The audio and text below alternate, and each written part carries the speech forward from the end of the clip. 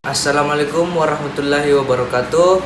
Salam sejahtera untuk kita semua. Puji dan syukur atas berkat rahmat Tuhan yang telah dilimpahkan oleh kita semua, sehingga kita dapat melihat satu sama lain dalam keadaan sehat walafiat.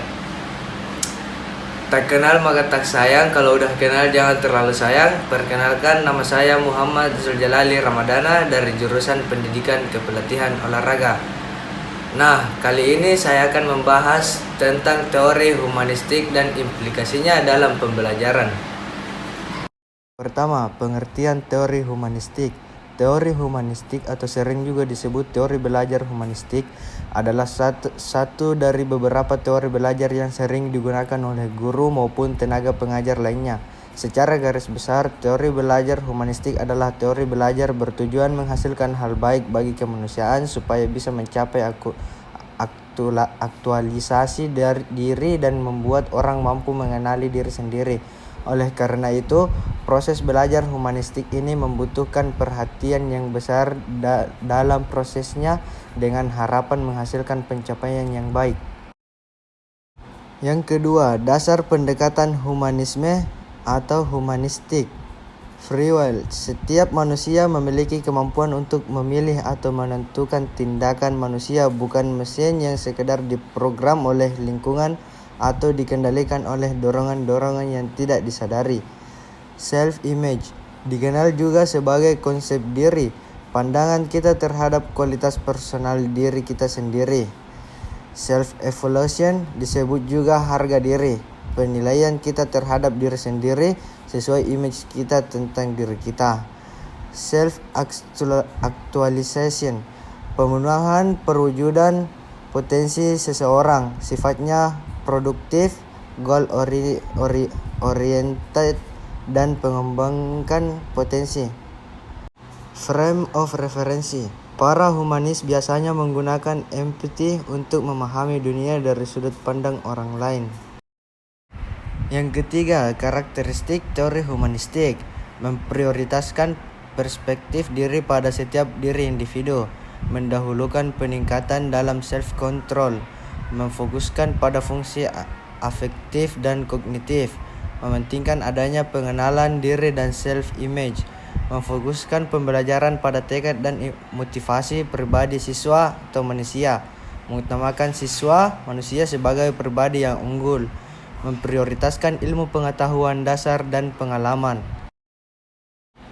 Keempat, prinsip teori humanistik. Belajar akan menjadi kegiatan yang menyenangkan bila siswa tahu manfaat belajar itu sendiri. Belajar adalah salah satu sifat alami manusia untuk bertahan hidup. Ketika siswa dikembangkan untuk menjadi manusia yang percaya diri, maka mereka otomatis akan menjadi pribadi yang reflektif, mudah introspeksi. Aktivitas belajar akan bisa merubah pemahaman tentang diri peserta didik. Penyesuaian dalam belajar akan cepat dipahami bila permasalahan yang ada di luar siswa bisa dikurangi. Peserta didik akan tenang dan mudah memahami dalam belajar ketika lingkungan dalam dan luar keadaan aman. Aktivitas belajar akan menjadi bermakna jika apa yang dipelajari siswa memiliki koneksi dengan kehidupan nyata atau sehari-hari. Belajar akan lebih efektif bila siswa langsung mempraktekannya. Hasil yang maksimal akan diraih bila siswa terlibat langsung dalam pembelajaran. Yang kelima, tujuan teori belajar humanistik. Teori pembelajaran humanistik ini juga memiliki tujuan yang jelas, yakni bertujuan menjadi seorang yang lebih manusiawi dengan harapan agar bisa menjadi lebih peka terhadap lingkungan sekitar, mampu memahami diri sendiri untuk mampu meraih aktualisasi diri. Inti dari teori humanistik ini adalah baik murid maupun gurunya fokus terhadap proses pembelajaran, dengan murid yang mencari cara dan sistem belajar mereka sendiri, sedangkan guru menjadi fasilitator yang dapat mengarahkan murid dalam menemukan sistem belajar mereka tanpa ikut campur lebih jauh ke dalam pembelajaran. Dengan adanya pendekatan pembelajaran humanistik ini, murid dapat terbiasa mengembangkan pemikiran mereka dan menganalisis apa yang tidak baik dan apa yang baik bagi proses pembelajaran mereka. 6. Manfaat teori belajar humanistik. Individu yang sedang belajar menjadi lebih partisipatif, demokratis, dan humanis dengan adanya kebiasaan menerapkan pendekatan belajar humanistik. Selama menjalankan proses belajar, individu juga menjadi bisa membedakan mana yang baik dan mana yang buruk bagi dirinya untuk bisa menjadi seorang yang lebih baik. Adanya kesempatan dan kebebasan yang sepenuhnya diberikan pada murid membuat dia secara otomatis ikut menghargai kebebasan dan pendapat orang lain. Pendekatan belajar humanistik juga memicu murid lebih semangat dan meningkatkan minat belajar mereka, sebab mereka melakukannya dengan senang hati sesuai kemauan sendiri. Ketujuh, kelebihan teori humanistik: meningkatkan minat belajar individu, membantu kepribadian, perubahan sikap ke arah yang positif dan hati nurani, membantu meningkatkan kreativitas setiap orang, membentuk pola pikir yang cerdas dan luas serta sikap yang baik, mampu menghadirkan sebuah pengalaman yang baru dan menarik pada setiap individu, mengembangkan individu dan membantu mereka mencapai aktualisasi diri. Kekurangan teori humanistik: teori humanistik ini dapat memunculkan perilaku individualis. Apabila tidak ada kesungguhan dari murid untuk belajar, maka proses belajar pun bisa dianggap gagal. Tenaga pengajar sebagai fasilitator menjadi minim peranan. Pendekatan belajar humanistik ini tidak dapat digunakan untuk metode pembelajaran praktis.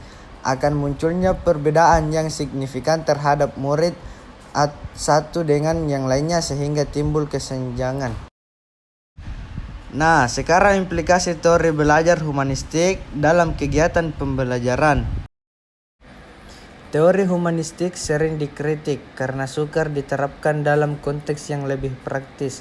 Teori ini dianggap lebih dekat dengan bidang filsafat, teori kepribadian dan psikoterapi daripada bidang pendidikan, sehingga sukar menerjemahkannya ke dalam langkah-langkah yang lebih konkret dan praktis. Namun karena sifatnya yang ideal, yaitu memanusiakan manusia, maka teori humanistik mampu memberikan arah terhadap semua komponen pembelajaran untuk mendukung tercapainya tujuan tersebut. Semua komponen pendidikan termasuk tujuan pendidikan diarahkan pada terbentuknya manusia yang ideal, manusia yang dicita-citakan, yaitu manusia yang mampu mencapai aktualisasi diri. Untuk itu, sangat perlu diperhatikan bagaimana perkembangan peserta didik dalam mengaktualisasikan dirinya, pemahaman terhadap dirinya, serta realisasi diri. Pengalaman emosional dan karakteristik khusus individu dalam belajar perlu diperhatikan oleh guru dalam merencanakan pembelajaran, karena seseorang akan dapat belajar dengan baik jika mempunyai pengertian tentang dirinya sendiri dan dapat membuat pilihan-pilihan secara bebas ke arah mana ia akan berkembang. Dengan demikian, teori humanistik mampu menjelaskan bagaimana tujuan yang ideal tersebut dapat dicapai. Teori humanistik akan sangat membantu para pendidik dalam memahami arah belajar pada dimensi yang lebih luas, sehingga upaya pembelajaran apapun dan pada konteks manapun akan selalu diarahkan dan dilakukan untuk mencapai tujuannya. Meskipun teori humanistik ini masih sukar diterjemahkan ke dalam langkah-langkah pembelajaran yang praktis dan operasional, namun sumbangan teori ini amat besar. Ide-ide, konsep-konsep, taksonomi tujuan yang telah dirumuskannya dapat membantu para pendidik dan guru untuk memahami hakikat kejiwaan manusia. Hal ini akan dapat membantu mereka dalam menentukan komponen-komponen pembelajaran seperti perumusan tujuan, penentuan materi, pemilihan strategi pembelajaran, serta pengembangan alat evaluasi ke arah pembentukan manusia yang dicita-citakan tersebut. Kegiatan pembelajaran yang dirancang secara sistematis, tahap demi tahap secara ketat, sebagaimana tujuan-tujuan pembelajaran yang telah dinyatakan secara eksplisit dan dapat diukur, kondisi belajar yang diatur dan ditentukan, serta pengalaman-pengalaman belajar yang dipilih untuk peserta didik.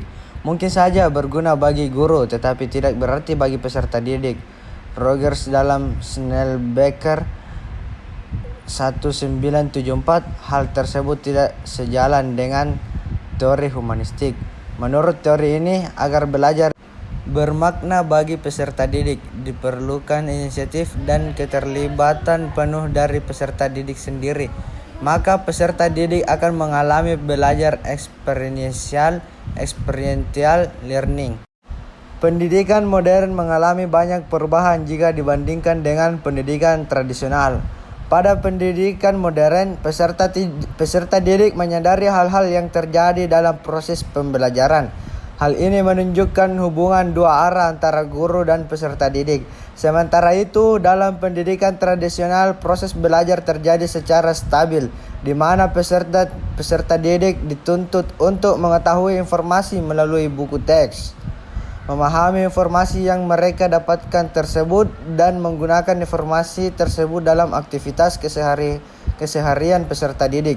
Sedangkan dalam pendidikan modern, peserta didik memanfaatkan teknologi untuk membuat kognisi, pemahaman, dan membuat konten pembelajaran menjadi lebih menarik dan lebih berwarna. Pada penerapan teori humanistik ini adalah hal yang sangat baik bila guru dapat membuat hubungan yang kuat dengan peserta didik dan membantu peserta didik untuk berkembang secara bebas dalam proses pembelajaran. Guru dapat menawarkan berbagai sumber belajar kepada peserta didik, seperti situs-situs web yang mendukung pembelajaran. Inti dari pembelajaran humanistik adalah bagaimana memanusiakan peserta didik dan membuat proses pembelajaran yang menyenangkan bagi peserta didik. Dalam prakteknya, teori humanistik ini cenderung mengarahkan peserta didik untuk berpikir induktif, mementingkan pengalaman, serta membutuhkan keterlibatan peserta didik secara aktif dalam proses belajar. Itulah yang dapat saya sampaikan. Kurang dan lebihnya mohon dimaafkan. Sekian, terima kasih. Assalamualaikum warahmatullahi wabarakatuh.